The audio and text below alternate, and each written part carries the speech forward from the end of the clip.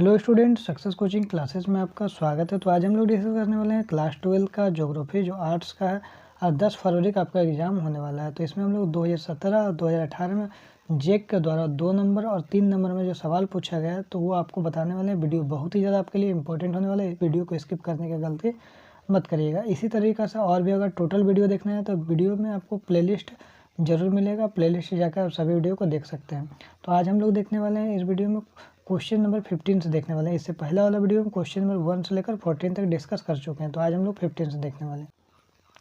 देखिए हमारा question number 15, इससे पहले वाला वीडियो जो हम लोग बनाए उसमें क्वेश्चन नंबर 1 से लेकर 14 तक हम लोग डिस्कस कर चुके हैं। तो देखिए सबसे पहले हमारा क्या बोला है, कृषि को परिभाषित करिए। चलिए कृषि देखते हैं।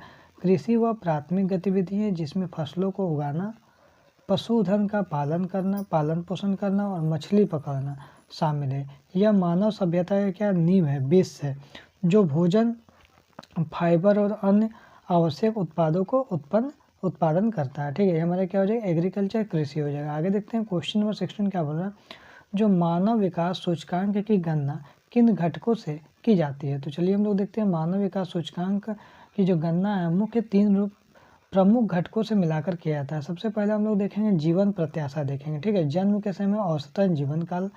दूसरा देखेंगे शिक्षा या ज्ञान के आधार पर देखेंगे वयस्क साक्षरता दर और प्राथमिक, माध्यमिक और तृतीय स्तर पर कुल नामांकन अनुपात।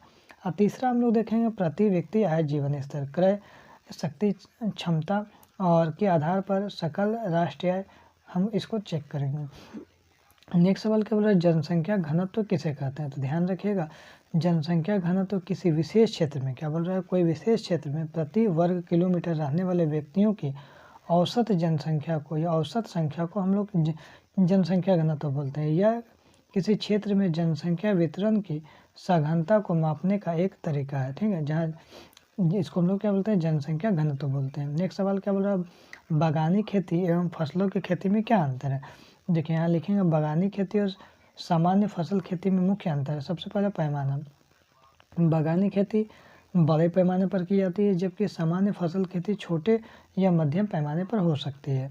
उसका फसल का अगर प्रकार देखेंगे तो बागानी खेती में आमतौर पर एक ही प्रकार का नकदी फसल जैसे चाय, कॉफ़ी, रबर उगाई जाती है, जबकि सामान्य फसल खेती में विभिन्न प्रकार के खाद्य पदार्थ या नकदी फसलें उगाई जाती है। नेक्स्ट देखिए पूंजी निवेश अगर देखते हैं तो बागानी खेती के लिए अधिक पूंजी की जरूरत होता है, तकनीकी विशेषज्ञता की जरूरत होता है और प्रसंस्करण सुविधाओं की आवश्यकता होती है। नेक्स्ट सवाल अगर हम लोग देखते हैं स्वर्णिम चतुर्भुज से आप क्या समझते हैं।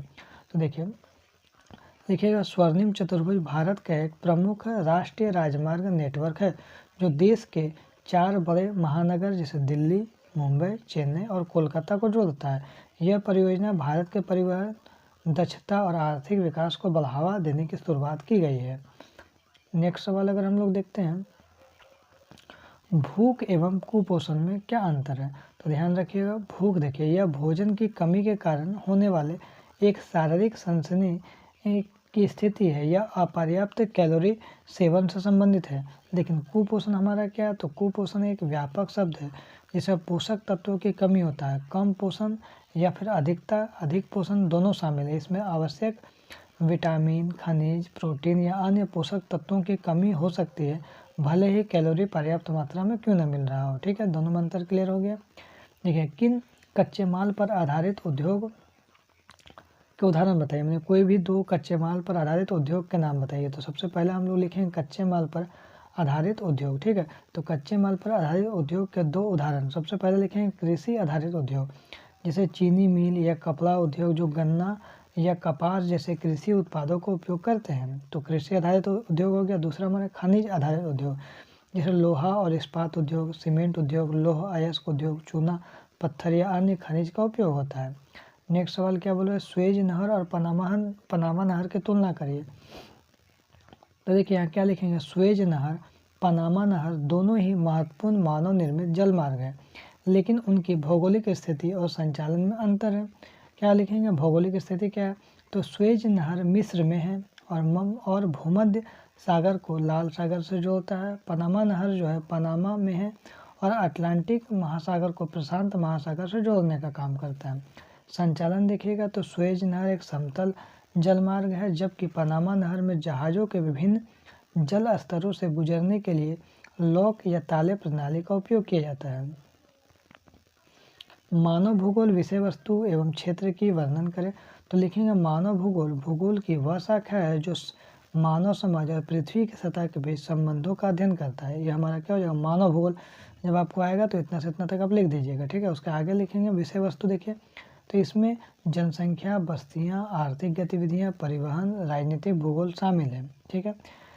क्षेत्र अगर बोलेगा तो यह मानव जीवन के सभी पहलुओं को कवर कर लेता है, जिसमें सांस्कृतिक परिदृश्य का निर्माण और पर्यावरण के साथ मानव का संपर्क होता है।